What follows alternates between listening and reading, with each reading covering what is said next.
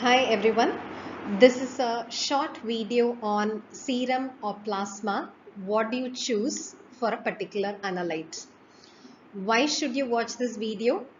It's because we often get questioned about blood collection tubes and about anticoagulants in various forms in various exams.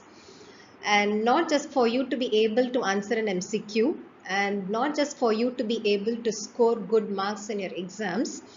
A knowledge of clinical biochemistry is essential for your day-to-day practice. For example, in laboratories, we often receive wrong samples, and clinicians even insist on using that sample for obvious reasons. They are worried about a delay in diagnosis. But if you understand why, you will understand why we clinical biochemists insist on a particular sample for a specific analyte. And if you're watching this channel for the first time, I am Dr. Shanmugapriya, Professor and Head of the Department of Biochemistry at Government Thoothukudi Medical College. And I've been coaching medical PG aspirants for the past 15 years. I've also released an app for biochemistry under the title Basics to Clinics. And the main aim of this app is to help you see the unseen side of biochemistry, to help you understand the interesting aspects of biochemistry. To be very specific, this app will help you understand clinical biochemistry. And if you're interested in subscribing to my app, I've attached a link in the description box below. And let's quickly get on to this topic, serum or plasma. And for this short video, I've got just two objectives. First, it's to tell you what is the difference between serum and plasma, and then to tell you the list of analytes for which serum is preferred and the list of analytes for which plasma is preferred, with a detailed reasoning for every case. As I said, if you know the reason, you don't have to memorize the list. Okay. So first, about differences between serum and plasma. Listen to this. If you collect a blood sample in a tube in which you have placed an anticoagulant, what separates above is called as plasma. Yeah, for your memory, if you have placed an anticoagulant, what separates above is called as plasma. So look at this slide. So what have we done is we have collected a whole blood sample in a tube in which we have placed an anticoagulant, and then this tube is subjected to centrifugation, after which it gets segregated into three zones. The bottom layer, you know, is an RBC layer. Yeah, it's an RBC layer. And then we have a buffy coat which is made up of leukocytes. And the supernatant, the topmost layer, the supernatant is called as plasma. Now, what is serum? If you're going to collect a blood sample in a tube in which there is no anticoagulant, what happens? The negative charges of the tube would stimulate intrinsic pathway. We know that, right? Negative charges of the tube stimulates intrinsic pathway of coagulation, and coagulation cascade is switched on, and then a rock solid clot is formed in the bottom. Then you're subjecting it to centrifugation. That supernatant is called as serum. So what is serum? You're collecting a blood sample in a tube in which there is no anticoagulant, no additive, and you're allowing it to clot, and naturally clots because of the intrinsic pathway clotting cascade. And after clotting, you're centrifuging it, you're subjecting it to centrifugation. Now after a rock hard clot settles in the bottom, that supernatant is called as serum. So the basic point here is serum gets separated after clotting. So all clotting factors get utilized for the clotting process. So serum does not have clotting factors. Do you understand this? Serum does not have clotting factors. Serum does not have fibrinogen. Now an important or a frequently asked MCQ related to this. I said serum does not have clotting factor, and the MCQ that has been repeatedly asked is the clotting factor that is found in serum is, the clotting factor that is found in serum is factor 7. And if you're asked why, your answer should be negative charges of the tube stimulates intrinsic pathway. You know, intrinsic pathway starts with factor 12 becoming 12A, then 11 becomes 11A, right? 9 becomes 9A and so on. Yeah, this does not involve factor 7. So factor 7 is a clotting factor that is involved in extrinsic pathway. You understand this? Factor 7 is a factor that is involved in extrinsic pathway.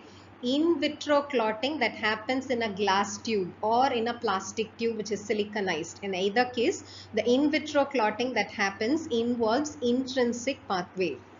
So which clotting factor is found in serum? Factor 7 is found in serum. And I said serum does not have clotting factors, plasma has got clotting factors. So what is the preferred sample for protein electrophoresis? For you to answer this question, you should know what is the purpose of you doing protein electrophoresis. The only diagnostic application of protein electrophoresis is multiple myeloma diagnosis. And what is multiple myeloma? We know multiple myeloma is a monoclonal proliferation of plasma cells. There is excess production of one type of antibody in multiple myeloma. And that antibody moves as a single line, stands in the gamma region. That is why we call antibodies as gamma globulins. So where do you find the band in multiple myeloma? You find a band in the gamma region, that's called as M band of multiple myeloma. And where does fibrinogen form a band? Fibrinogen also forms a band in the gamma region. So what is the preferred sample for protein electrophoresis? The preferred sample for protein electrophoresis is serum. That is why you call it a serum protein electrophoresis. And if you're asked why, because plasma has got fibrinogen and fibrinogen forms a band in the gamma region, exactly the same region where you expect M band of multiple myeloma. So by mistake, I'm just giving you a hypothetical condition. By mistake, you have collected a plasma sample and you're running a plasma protein electrophoresis. Plasma has got fibrinogen. Fibrinogen forms a band in the gamma region, and that fibrinogen band of gamma region will obscure the M band of multiple myeloma. So what is a preferred sample for protein electrophoresis? It's a serum sample. That is why we call it a serum protein electrophoresis. And not just this, for most of the biochemical analysis, we prefer a serum sample. So when will you get a serum sample? If you are collecting a blood sample in a tube with red top, if you are collecting a blood sample in a tube with red top, what separates above is going to be serum, because red top tube does not have any anticoagulant. It has got a clot activator. It quickens the clotting process so that the supernatant is formed quickly. So that's called as a serum sample, and that is what we prefer for biochemical analysis. Reason is most of the anticoagulants interfere with biochemical analysis. For example, if I choose to use a K2-EDTA tube for biochemical analysis and it is used for electrolyte estimation, K2-EDTA has got K potassium, so potassium values will be falsely elevated.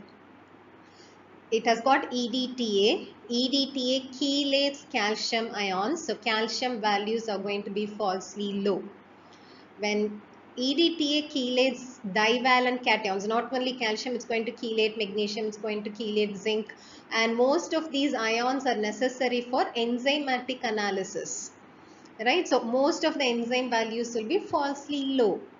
So we do not want any biochemical interference caused by any of the anticoagulants. So if you are going to send a blood sample for biochemical analysis, say renal function test, liver function test, electrolytes, lipid profile, hormone assays, in which blood collection tube are you going to send a sample? A red top tube, which is going to give us a serum sample.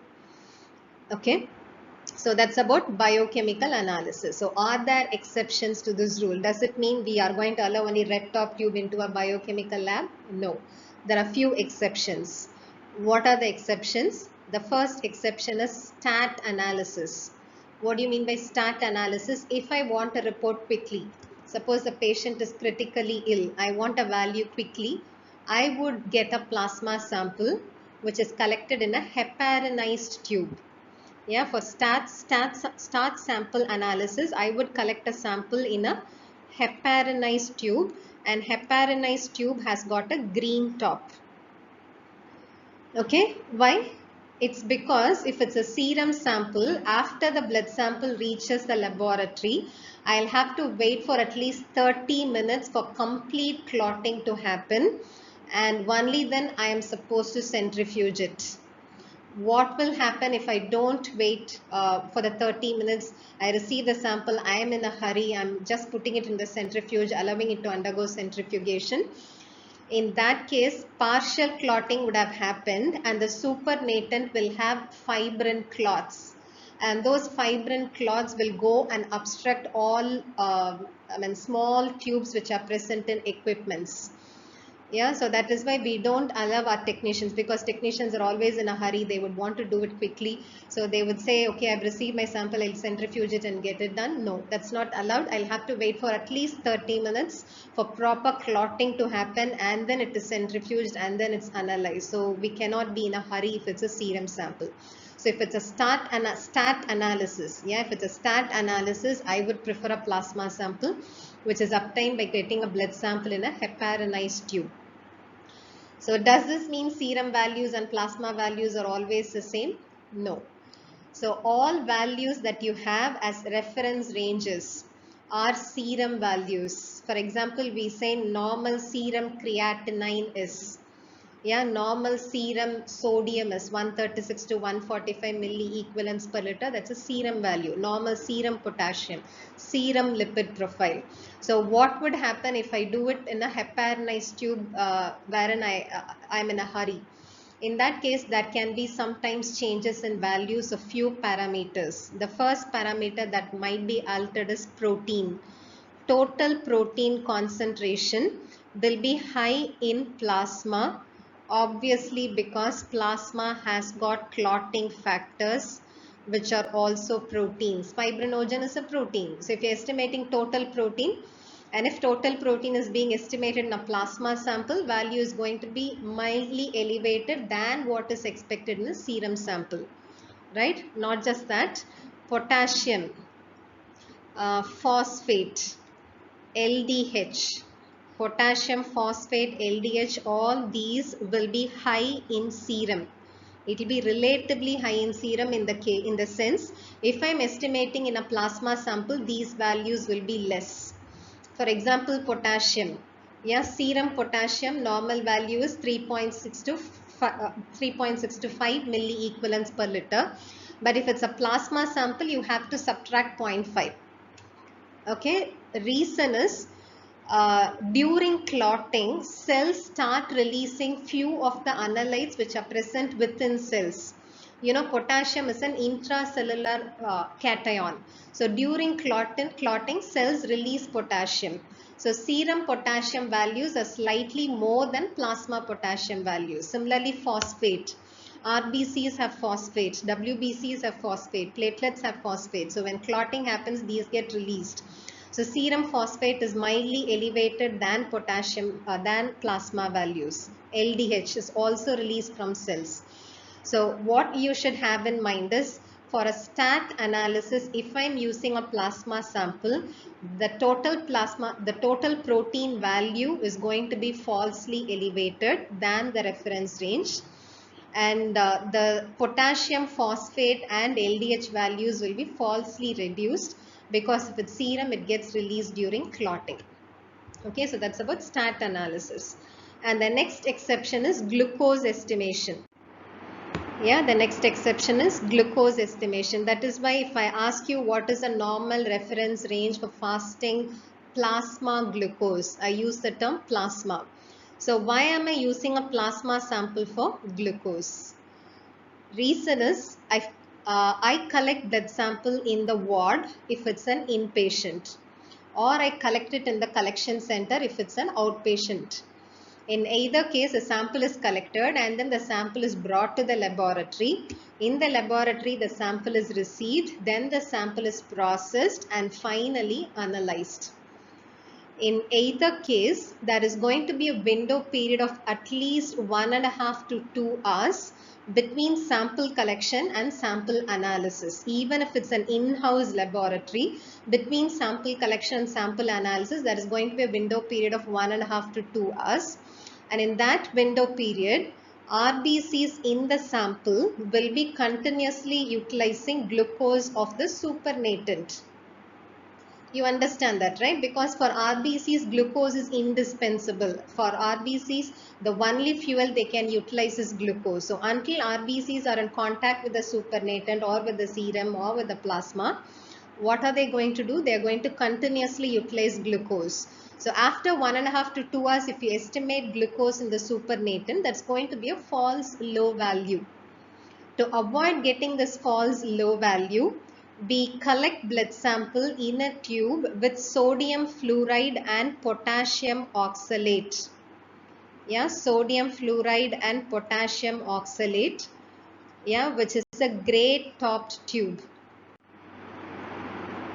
Yeah, it's a gray top tube. So if it's a gray top tube, what does it mean? It has got sodium fluoride and potassium oxalate. So why do we use this combination? Fluoride inhibits enolase. Fluoride inhibits enolase, an enzyme of glycolysis in RBCs. So what happens? RBCs are not allowed to utilize glucose. So the glucose value is not reduced. That is why sodium fluoride. Why potassium oxalate? Because oxalate, chelates calcium ions. It acts as an anticoagulant. So the supernatant is going to be called as a plasma sample. But slowly there has been changes in the gray top tube, because these days what we use is a combination of sodium fluoride and sodium EDTA, yeah, in powdered form. So sodium fluoride and potassium oxalate is like it's a spray. Yeah, it's sprayed onto the tube and then it is dried. But because oxalate is found to have an osmotic effect within the tube and it causes exudation of fluid from RBCs. Yeah, so we have slowly replaced potassium oxalate with sodium EDTA, but the top remains the same. Gray top tube means it's used for glucose estimation.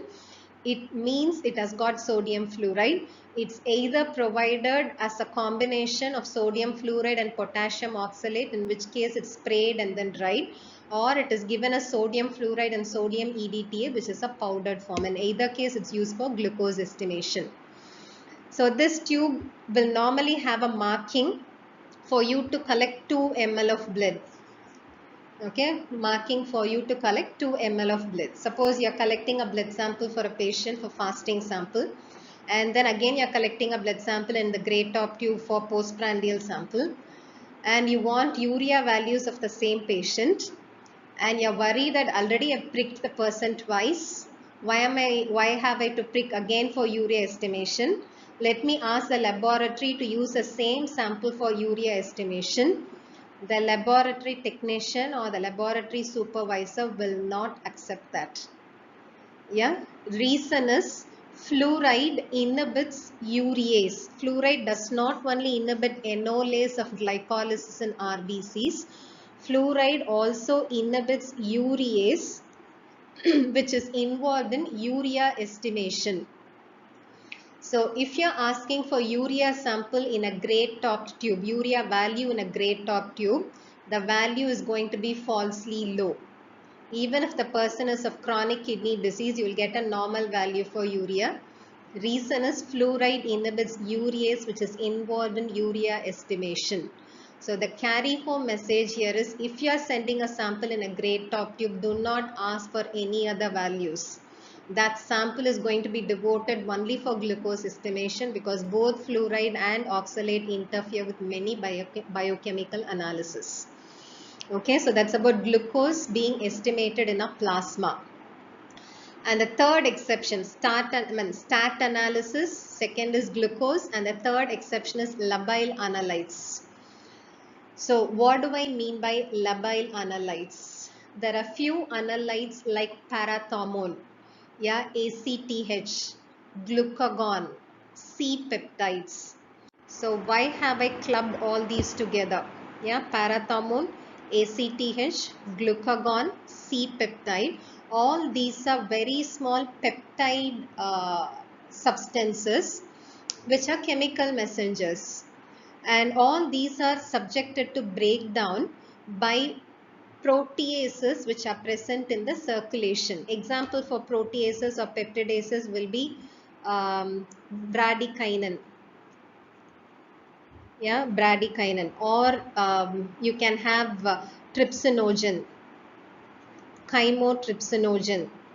So all these are present in the blood, and all these are peptidases. So what do these peptidases do? They start cleaving any protein which they come across.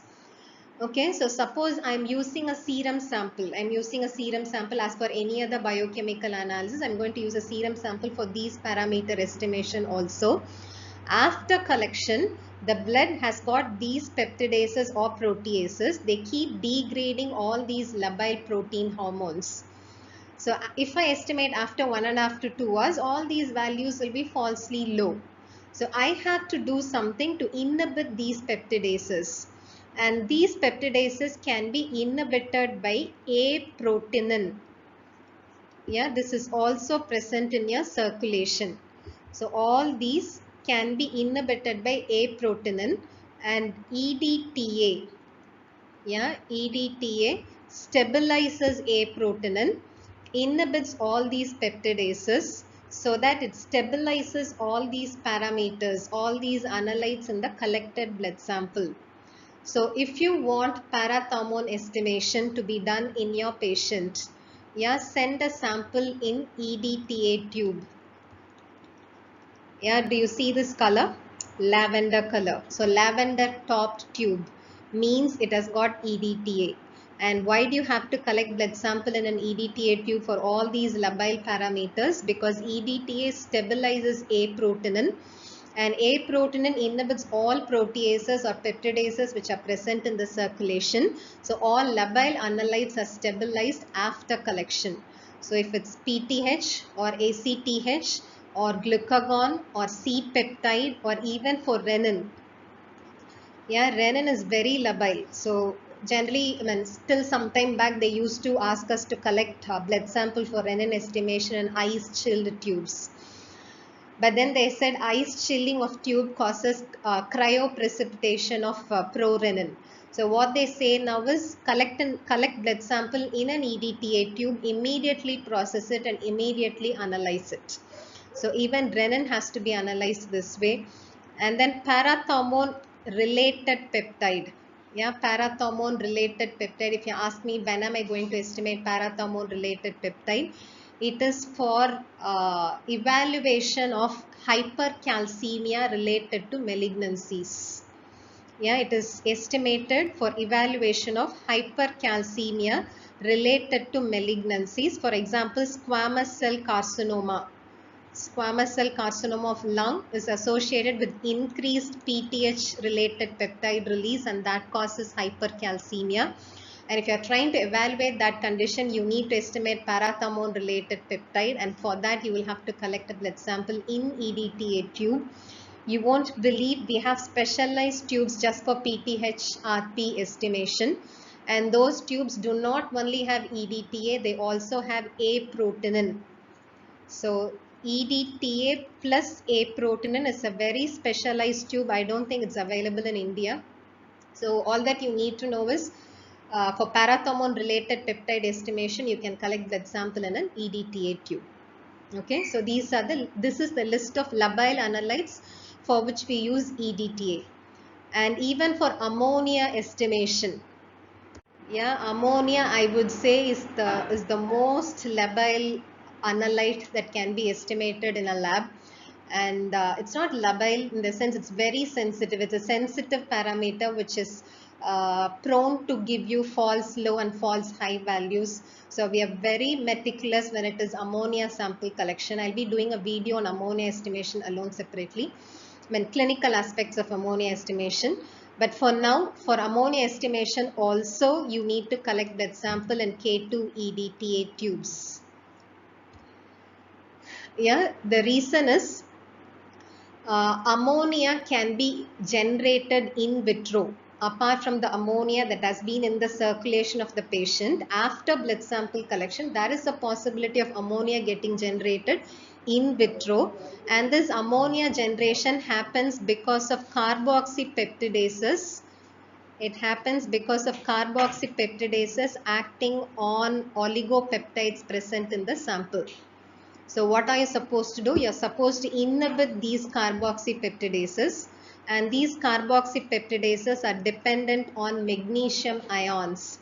So if you collect a blood sample in a K2 EDTA tube, the EDTA chelates magnesium ions, does not allow carboxypeptidase in the sample to act on oligopeptides present in the sample to cause a false elevation of ammonia. Okay, so for ammonia, what is the tube that is preferred? It's again a K2-EDTA tube, and reason for that is we are trying to inhibit carboxypeptidases which cause a false elevation of ammonia. Okay, and finally, another exception is when you want a whole blood for analysis. HbA1c estimation. Yeah, as the name indicates, it's a glycated hemoglobin for which you want the cell, RBC.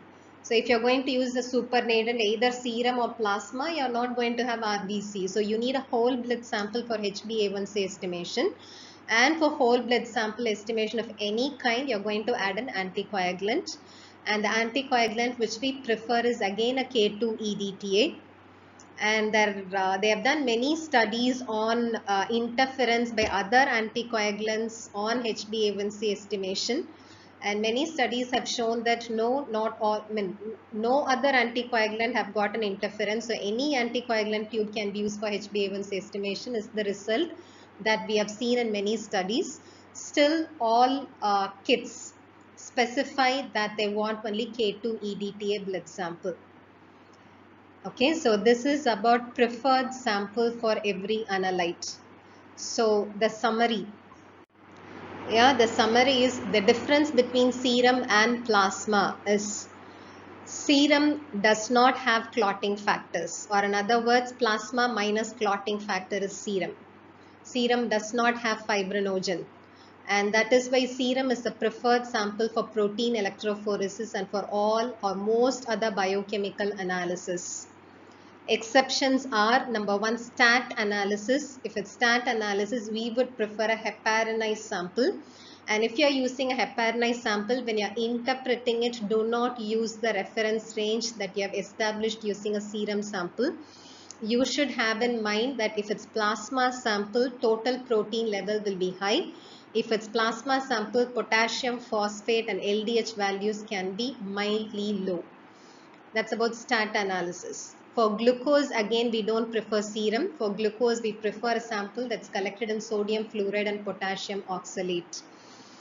And for labile analytes, for labile analytes, example PTH, ACTH, glucagon, C-peptide, parathormone related peptide, renins, we prefer K2-EDTA tubes. And the same K2-EDTA is also preferred for ammonia and HbA1c estimation.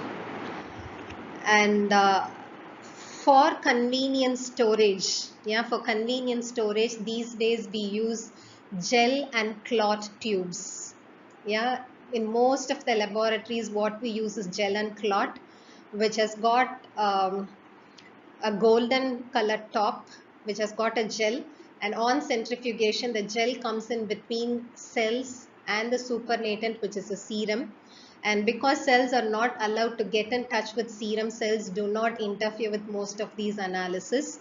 So what we prefer these days is gel and clot analysis. I'll be doing a video on that separately. Thank you.